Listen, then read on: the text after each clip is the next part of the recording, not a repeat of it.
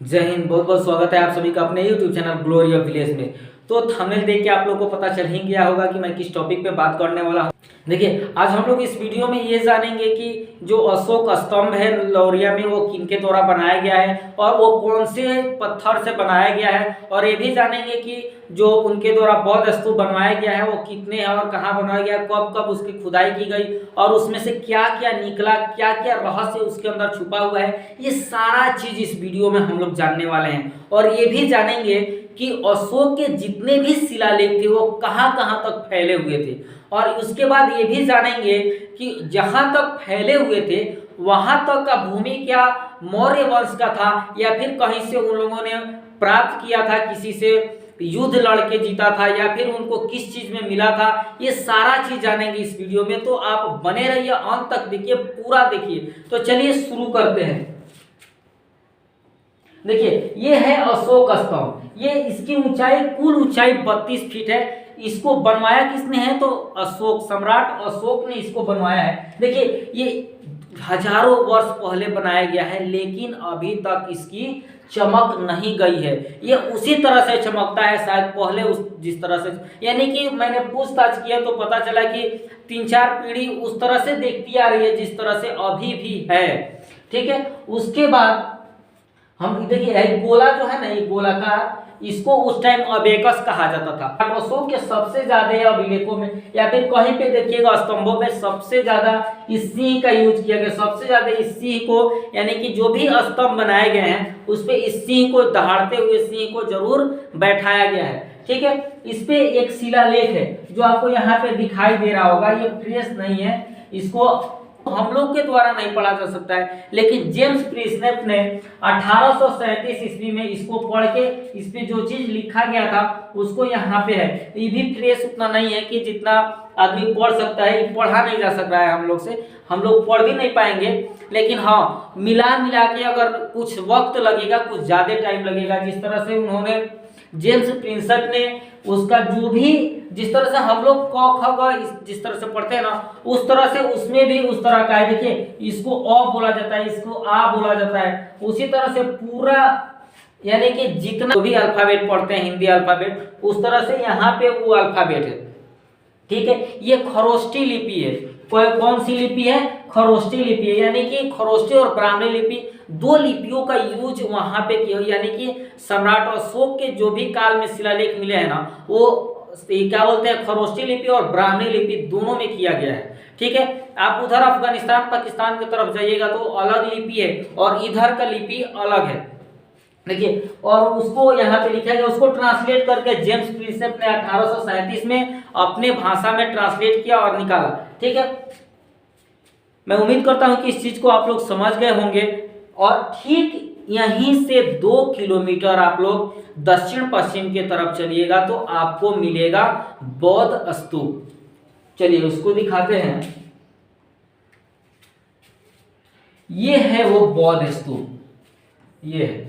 ठीक है, वहां से ठीक इस अशोक स्तंभ से 2 किलोमीटर के दूरी पर है। मैंने वहां पे पूरा घूम के पता लगाया कि आखिर इसमें हुआ क्या होता था उस समय, आखिर जब सम्राट अशोक ने इसे बनवाया क्यों था, इसका वजह क्या है पीछे का, यानी कि सब पूरा मैंने बहुत काफी रिसर्च किया, तब जाके वो सारी बातें मालूम चली जो इसमें छुपी हुई है।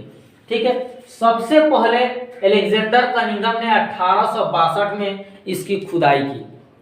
तो खुदाई की तो उनको पता चला कि इसमें जो ईंटें हैं ना, वो ईंटें 51 सेंटीमीटर लंबी और 20 सेंटीमीटर चौड़ी है। ठीक है, इतना मालूम चला।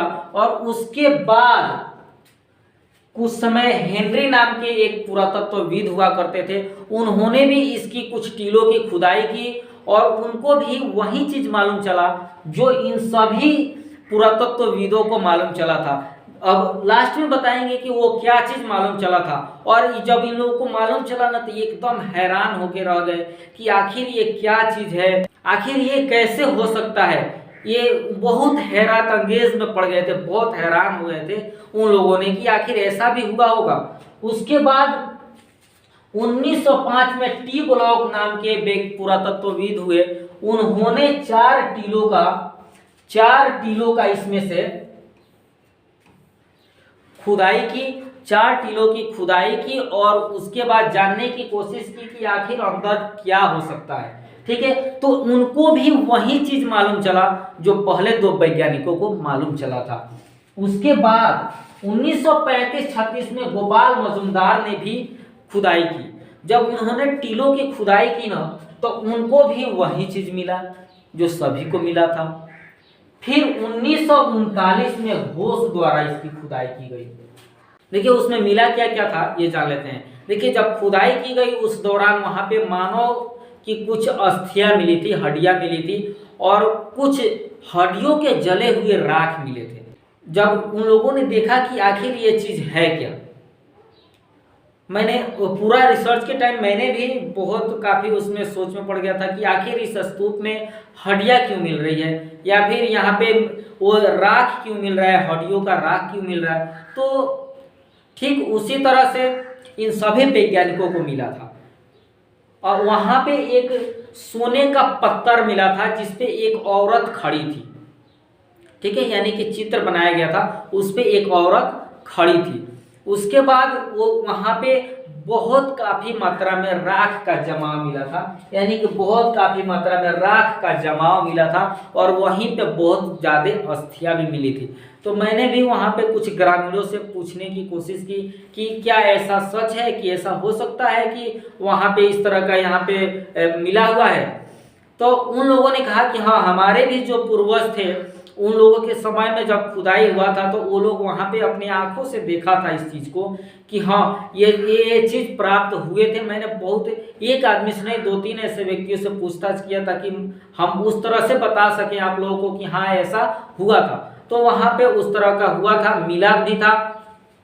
और वहाँ पे देखिए उन लोगों ने इस चीज़ को ज़्यादा खुलासा किया कि जब भी कोई बौद्ध भिक्षु मोह माया से दूर जाना चाहते थे, जब वो मन नहीं होता है कि अब हम अब इस शरीर को त्याग देंगे, अब इस शरीर को नहीं, इससे अब हमको कोई मतलब नहीं है, तो वो वहाँ से तो उसी प्रकार उसी बौद्ध स्तूप में जाके इसमें और महापरिनिर्वाण यानी कि अपने शरीर को त्याग देते थे।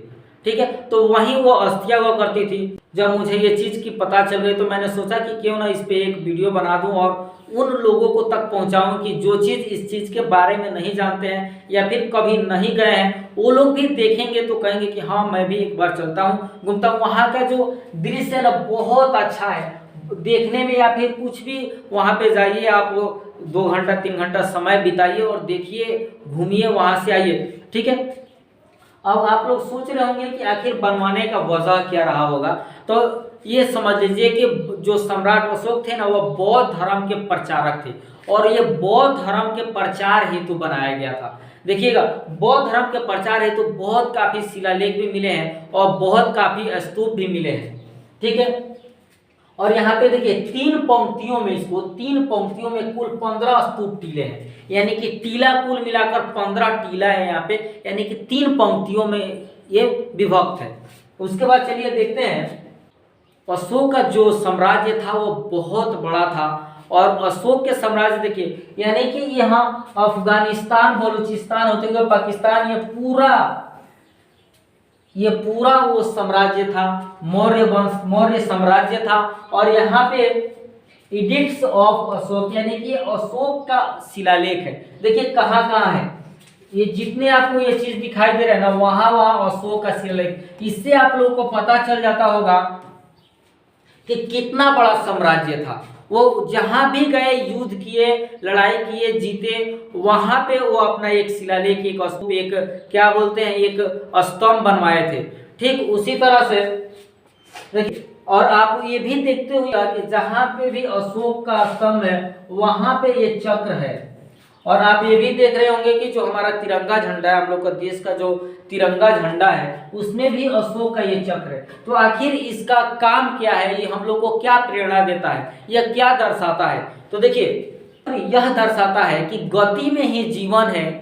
यह चक्र यह दर्शाता है कि गति में ही जीवन है और ठहराव में मृत्यु है। यानी कि जब ये गति कर रहा है, यानी कि कुछ भी हो, जब गति कर रहा है तभी हम लोग का जीवन है, अन्यथा जब ठहराव है तो मृत्यु है। चलिए और देखिए आप लोग ये भी जानिए कि आखिर यह साम्राज्य वहां तक फैला कैसा था।